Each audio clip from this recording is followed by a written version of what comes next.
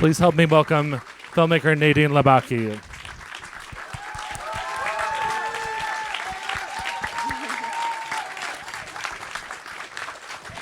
Thank you. And this is Joe McGovern. He'll be moderating tonight. And there's also Khalid Muzannar, who's the producer and music composer of the film.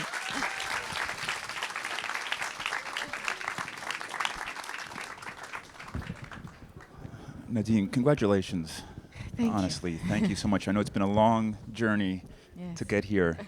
We were just talking in the lobby about how I have a theory that any movie that ends with the main character's face can't be bad. There's no film, and this one, of course, is much more than just not bad. This is a remarkable film. So going back, it's been about 7 years since your previous feature as a director. I guess I've heard the story is that you were just taking all these ideas and sticking them up on the wall. So you had a wall full of just sort of story threads, and that is sort of where the title came from, which I know you're asked about this a lot. So if you can maybe describe the process and how the title emerged from that. Yes, absolutely. I've known this word, Capernaum, or in French, actually I've known it in French, Capernaum, or in Arabic, Capernaum. Ever since I was a child, in school, I used to use it to impress my teacher. And it signifies at that moment, I knew that it signified chaos, disorder. It's originally the name of a biblical village that was cursed by Jesus at some point, and it was a village where also Jesus made his first miracle. So and it started being used throughout history to signify chaos and disorder and hell in a way. So when we started writing the script, before even starting to write, actually, when we've put all those themes on the board, like you're saying, wanting to talk about child labor, migrant workers' rights, children's rights, the absurdity of having to have a paper to prove that you exist, the absurdity of borders, all those themes, early marriage. And at some point, I look at the board and I go, c'est un Capernaum, this is a Capernaum, this is chaos, this is hell, we're living in hell. And that's how it all started. It started with a title, and then we started, researching and writing the whole film. So I used to use it when I was in school, but I was very surprised to know that not a lot of people know what this word means. I don't know why I knew it. I don't know why I used to, sometimes I used to look up at sophisticated names in the dictionary to impress my teacher, and this was one of them. Yeah. So before we talk about the film itself and this extraordinary performance by Zayn, who we should really give a round of applause, just because I don't know where. Yeah, he's something. I don't know how. I think it's one of the most amazing child performances I've ever seen. What was the process like? It was going around, and it must have been in some ways heartbreaking, interviewing children. Yes. And talking to them about. It was very difficult because it was during the research, obviously, and so we research and we're trying to capture the reality and then come back and try to weave, those scenes that we've seen in real life in a story. And during the whole process, of course, when you're interviewing those kids, we saw hundreds and thousands of kids. And when you're interviewing those kids and talking to them, of course, you're always looking for your actor all the time. I was looking for Zayn everywhere. In every child, I was seeing it. But it was a long process. So it took 2 years of research until we finished the script. And I didn't find Zayn. Obviously, I found many very interesting kids and amazing kids, but I hadn't found Zayn yet. And it was at one point we said, okay, so now the script is finished. We don't have any money to start the film yet, but I won't start the whole process unless we find Zayn. And I knew it. If we don't find our actors, we're not going to start the whole process. So I gathered a group of amazing people who were willing to help me with the casting, and they went everywhere in Lebanon. And it was like a street casting. So Zain was the casting director saw him in one of those slums that is very similar to what you see in the film, and he was playing next to his house with his friends. She interviewed him, and obviously, you know, when I saw the interview, it was obvious. You can't miss it. He was everything we had written in the script. If you read the description, it's in the description it says he has to be smaller than his age because of malnutrition. He has to have these eyes that have been a witness to so much suffering and to so many things. He has to have this foul language because he's grown up on the street, and this body expression, and he is everything we had written, and it was very amazing to see. It was almost a miracle when we found Zain. And I mean, there's quite a blending of reality and fiction here. Yes. There's so many, in big and small ways. I mean, there's a little moment I remember where he sneezes on the street, and I know that wasn't scripted. No. You know, and also when it's just when he meets who he thinks is Spider-Man, we remember that this is a little boy. Even though he's growing up very fast for his age, he still is really thrilled to meet a superhero, even though the guy's smoking a cigarette. So the process of filming this, an enormous amount of footage. Yes. How many hours did you shoot? Over how many months? 500 hours of rushes. We've shot for 6 months. The first version of the film was 12 hours. Yes.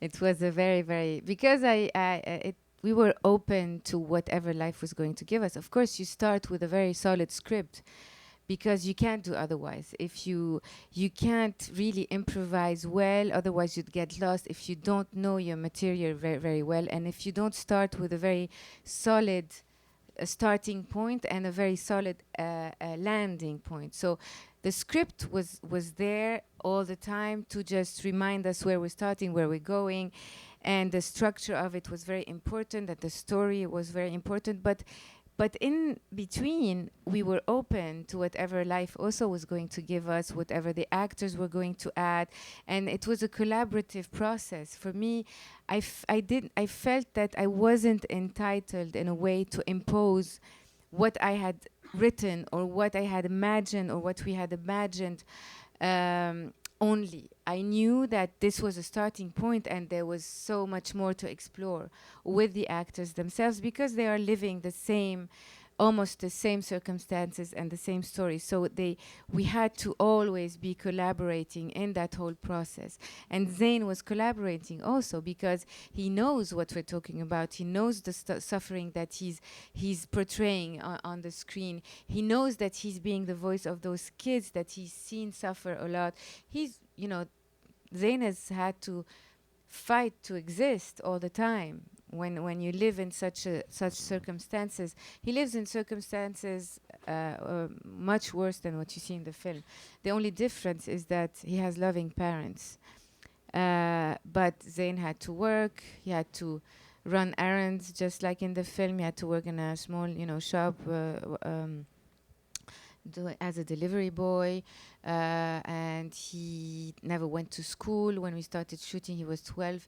He didn't even know how to write his own name, which was only 3 letters.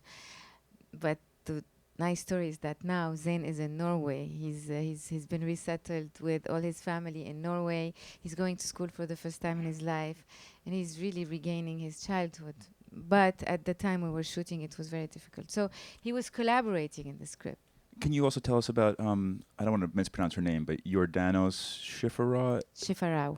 Who plays his sort of best friend in the film, and her son, who's actually a girl. A girl, yes. Her name is Treasure. Her name is Treasure. Yes, she's a real treasure, no?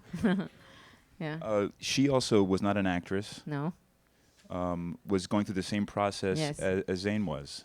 Yes, she was exactly living in the same circumstances. The only difference is she didn't have a baby, but she was illegal in Lebanon. She had run away from her employer, from many different employers. So she was living illegally in Lebanon, no papers, nothing, and she was living in fear all the time, exactly like in the film. So when we started shooting, when we met her, it was also difficult in the beginning to trust anybody. So she was a bit scared or anxious when she was approached by the casting director who spoke to her, or interviewed her. But it took some time, and then she started being more trusting, and then this amazing relationship happened, and she was in the film, and she's amazing. You can see it in everything she is. She's been through a lot. She was an orphan at the age of 3. She had to take care, she had to live on her own with her brothers and sisters, and then she came to Lebanon, was living in very difficult circumstances because of the sponsorship system, unfortunately, in Lebanon. It's almost like modern slavery. So when we started shooting, when we shot those scenes when she was arrested by in the cyber cafe, 2 days later she gets arrested in real life because of the same problems, and she stayed in the prison for 3 weeks. And not only that, the mother and father of Jonas, of Treasure, also get arrested with her at the same time because they were in the same situation, also illegal migrant workers living in Lebanon. So when we are shooting those scenes where Treasure is on her own, she was really on her own without her mom. So we had to take her and take care of her for 3 weeks until we were able to get everybody out. But still, you have this impression that you're not shooting just a film. There's something else. There's something beyond all of us. We were actually capturing reality as it was happening, and it was very. It gives you a lot, like the sense that you're on a sort of a mission in a way, because this is not just a film. There's something else happening there, and it was like this all the time. There are a few actors in the film. In fact, Zane's lawyer is played by an actor. Yes. Guess who?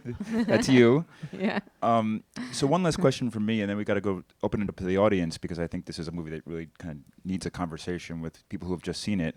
I know you've opened today in the United States, and you're going to do some more things around the U.S., but you do want to take it back to Lebanon and show it to the government. Yes, absolutely. What do you hope happens there? I think it's the only way for this film, for me to, in a way, to feel like I've come to a closure with the film, because I really, it's very difficult to let go when you feel like there's so much more to do. It shouldn't, for me, it doesn't stop at the borders of just a film. It should become a conversation, and this is how I think, the healing starts in a way. We have to just, my mission is, my duty is to take it beyond just, being a film. And we're going to show it to the government. We're going to organize round tables. We're going to talk to different ministries, sit down, talk to, we are getting a lot of help from the UN, from the UNHCR, UNICEF. That's how Zayn got resettled. That's how most of the kids are going to school now. So it's, there's a sort of movement that it's starting to happen, and we need to take it further, even if nothing's going to happen, because obviously sometimes it's like that, and there's a lot of cynicism in this world, and there's a lot of people that tell you you're dreaming, nothing's going to happen. It's but still, I think we need to try. We have to try, and that's what we're going to do. Okay, who has a question? So I had the great honor of interviewing you about your last film, Where Do We Go Now? And my question is exactly the same. Where do we go now with the worldwide immigration? Because you're telling such a unique and specific story, and yet it's so pervasive. We can't help here in the United States identifying with the children that are now at the border coming in from Central America. How do we get a grip on the reality of the people trapped in this immigration nightmare? Very good, and I also should mention you've been talking very movingly about Alan Kurdi, Yes. the little boy whose photograph we all saw on the beach about 2 or 3 years ago, I guess while you were working on this. So it's a very, very important question. Thank you. Yes, this picture actually was a turning point for me, because when I saw, when I saw this tiny little body lying there on the beach, started imagining this whole journey and what happened before he got there. You can't help but wonder, if this child could talk, what would he say? What would he tell the world? How would he address us adults? You have failed him in a way. And he was paying the price of our conflicts and our wars and our failing governments and failing systems. And I think of course, I don't have a solution, but for me, a child is a child, no matter where he's coming from, whether he's a Syrian refugee, or a child being separated from his parents at the Mexican border, or an Indian child carrying, a cement block that is 10 times heavier than his body because he has to feed his parents, or a Brazilian child also working to feed his family. A child is a child, and that's what we should be looking at. And at the end of the day, those people are just trying to survive. They're fleeing difficult circumstances from where they are. They're trying in a way to survive. And I don't have a solution, but this is the way I see it. And this is something that should be, it's not the responsibility of 1 or 2 or 3 countries in the world. Unfortunately, this is what's happening. Only 10 countries are carrying the heaviest load. Lebanon is an invisible dot on the map, and it has hosted the highest number of refugees in the world. It's almost half the population, and it's already dealing with its own economical problems. This is it should be a shared responsibility. 193 members of the United Nations countries, have signed that this, or have agreed that this is a shared responsibility for the whole world. But this is not happening. Why isn't it happening? How come we're not all sharing it? So I don't know what is the solution, but that's only logical, I think. But I mean, the marquee outside of this theater does reference Charles Dickens. It says, if Dickens were to have written a story in Beirut, I mean, and he wrote literature about poverty and debtors' prisons and did get laws changed. I mean, you do believe, obviously, in the power of storytelling. Absolutely. I believe in the power of art. I believe in the power of cinema, storytelling, because it actually humanizes the problem. Instead of hearing about it in the news in a sort of abstract kind of way in figures and numbers, you're actually seeing the struggle through a human being. You're giving it a face. It's the face of a child or of a mother or a father or a family, but you're actually seeing it. You're empathizing with it. You're identifying with this person that you're seeing on the big screen, and it moves you differently. And when you know that you're watching people that are actually living those same circumstances, I think it even has a bigger impact on you, because you know that you're leaving this theater today, you know that these kids and these people are still there in that same struggle. So it does have a completely different impact on you, and it does ignite some kind of, I think, will to act or to do something about it. Yes, in the back. The mic will be, do you see him? If it's okay, I have like a million questions, but I'll just one, reduce please. it to okay. The first, the question I'd like to ask is if there was any precedent for this idea of a child suing the parents, if that was actually real, yeah. No. No. That was the only fantasy in the film. Because in reality, a child cannot sue his parents, because he needs to have a guardian in order to sue, a legal guardian to sue anyone, because he's a minor. And in that case, his legal guardian is his parents, so he cannot sue his parents. So this was the only symbolic, in a way, fantasy in the film, and it was inspired by those discussions that I used to have with those children. And we're talking about children who've been facing extreme neglect, children who've been abused, raped, children who've been living on the streets, in prisons, in shelters. So I used to ask them one question at the end of the conversation, which is, are you happy to be alive? Unfortunately, most of the times the answer was no. I'm not happy to be alive. I wish I was dead. I don't know why I'm here. I don't know why I am born if no one is going to love me, if I'm going to be raped and beaten up every day and abused, and I'm never going to eat when I'm hungry, and I'm never going to hear a nice word. Nobody's going to ever kiss me or give me a hug or love me. Why am I here? Why? And these kids, because some of them are in prison also, they have a notion of their right. So they tell you they don't have the right to do this. They cannot do this. So they have this notion of right, what's right, righteousness in a way.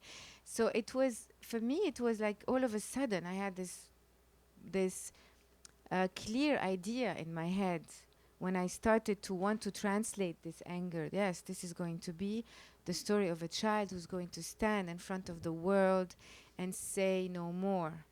So he's going to stand in front of a judge because the judge is the justice, and he's going to say, you don't have the right to do this to me. I want to sue my parents for giving me life. And it's his way of saying, you don't deserve me. You don't deserve me being in this world.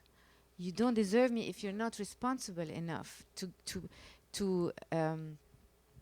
be up to who I am. And he's not only suing his parents, he's really suing the whole world. He's suing the whole world through his parents. Hi, thank you so much. It was really wonderful film, and I really feel like you captured like the reality of Lebanon. And I've worked in Mukhaymat, and it's like it's really fascinating. But my question is, it seems at the end like you're the savior and the court is the savior, and but you want to show us the dawla. And I remember when I was working with Jnoub, and my uncle is a minister, and he kept saying, "Why are you working bil mukhaymat?" And he would never stepped into that. So I was wondering, why is it the dawla that's going to save? Why are you showing, yourself as the savior instead of who? Yeah. And then they go get resettled as a solution. That's a harsh way of seeing it. I'm not showing. No, myself as a savior. No. Some people may see it that way. Yes. So I'm no, curious. the absence. Just to explain to people, dawla is government.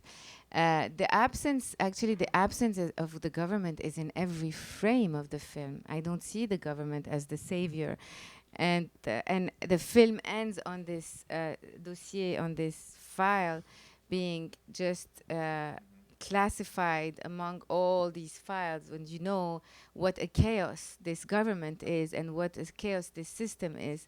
I mean, the chaos of the system is in every single frame of the film, in every situation, in those slums, in those gutters, in the fact that nobody looks at these children. And I don't see how the government is the savior in the film.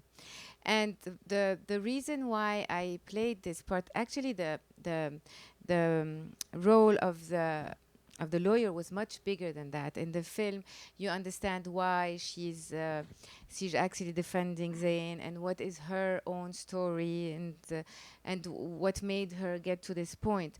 But when we were watching after we've shot everything and during the edit, I felt I was the only lie in the film, because I'm not a real lawyer. And I felt there was something wrong with me portraying this lawyer. So that's why we took everything out, and we just kept those moments where you just understand how he got to this point. How did he get to just make his voice heard and stand in front of a judge? So that's why we kept those moments.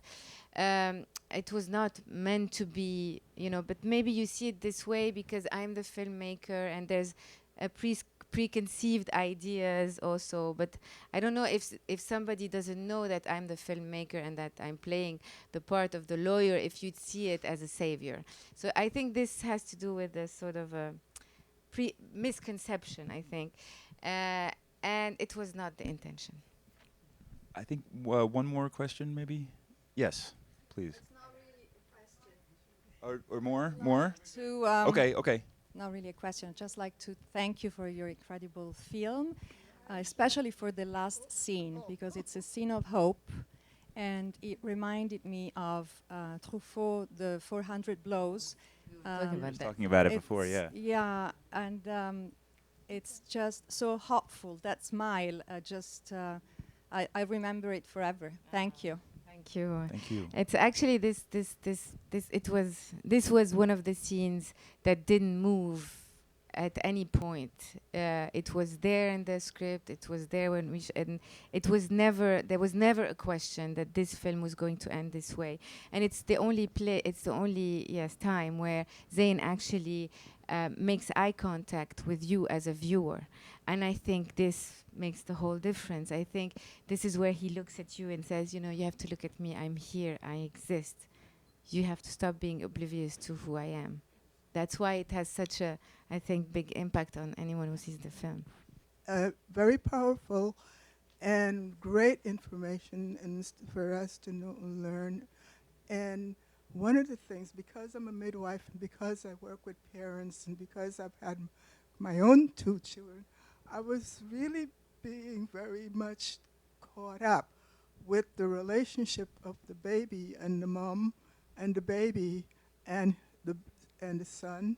Wasn't really her son, but she adopted this child, and this child adopted her child.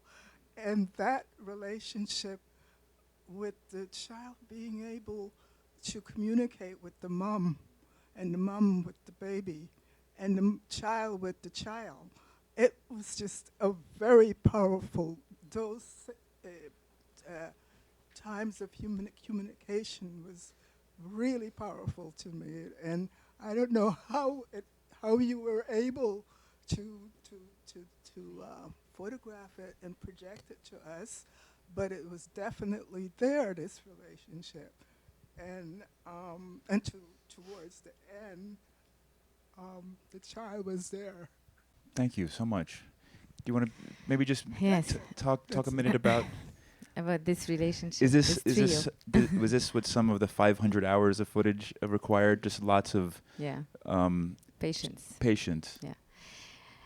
Yes, of course, we knew from the start that we needed time to create these relationships, and to create the relationships between us, the crew also, and the actors, and between the actors themselves. Time was very essential, and also the fact that we shot chronologically everything, and that there was no fear of, if it doesn't work today, it will work tomorrow. If it doesn't work tomorrow, it will work. So the freedom that we had in shooting, actually, and the fact that we were not scared of timing, or scared of the paralyzing way of making films. Usually, the fact that Khalid, my husband, produced the film, even though he didn't have any experience in producing. He's a music composer, and he was in a way thrown into that situation, and maybe it was for the best, because there was a sort of freedom, and there was a sort of that allowed us to create those relationships, and to just not be scared. You know, sometimes we had to first become, in a way, invisible, and not to paralyze the actors, because usually that's what you do. An actor comes prepared, or he's at the service of a certain mise en scène or a certain way of filming, or in this case it was the other way. We had to be at their service. We had to adapt to their personality, to their rhythm, especially when you're working with children. Children are it was such a nurturing experience also, because children make the most sense in a way. They are pure nature. They are nature that is not altered or informed by society's codes, or politics, or hypocrisy, or what should be done and what shouldn't be done. They are just raw, pure nature. So they make the most sense. So what you need to do is actually create the right situation for them to just react in their own instinctive and real and true nature. And that's what we did the whole time. We just had to create the right situations. And the fact maybe also that I was at this point where we were shooting, I had, my daughter was the same age, and I was breastfeeding also. And I used to see myself in Jordanos, in Rahil. She was my mirror in a way.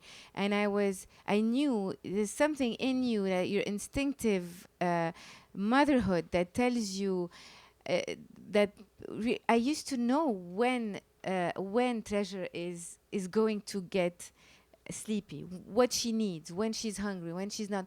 I used to know when she was going to actually put her hand in Rahil's breast, or it's something about just knowing children and knowing this nature and just adapting to it and just waiting for magic to happen. You can't expect children to do what you want them to do when you want them to do it. It's impossible. It's impossible. You just have to wait for the right moment. There was not at any point the word action when we were shooting. You can't just say action and expect them to do, a baby who's 1 year old, to do what you want him to do. So you have to really just know when you start shooting. And I had this amazing crew. My cinematographer is just a blessing, because he was very patient. He knew what the film needed.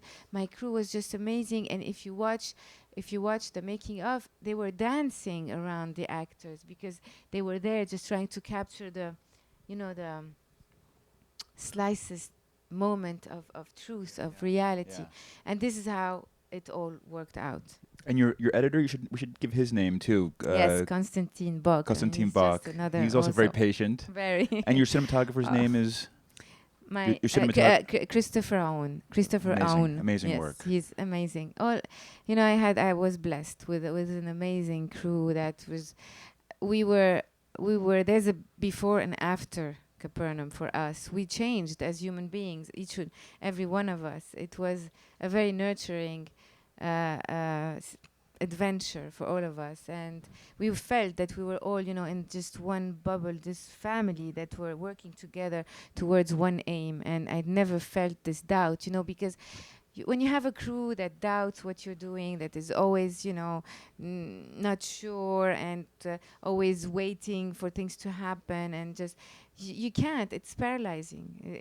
We were just all moving forward in one direction. Well, I want to tell everybody, if you were moved by the film, and I'm assuming many of you were since you're still here, please tell a friend. Today's its opening day, and this is a movie that needs support from audiences and word of mouth. Yes, and absolutely. If I can just echo some of the lovely comments from the audience, thank you so much for this beautiful piece of work. Thank you all for being. It's amazing to see a full house the first day. It's amazing.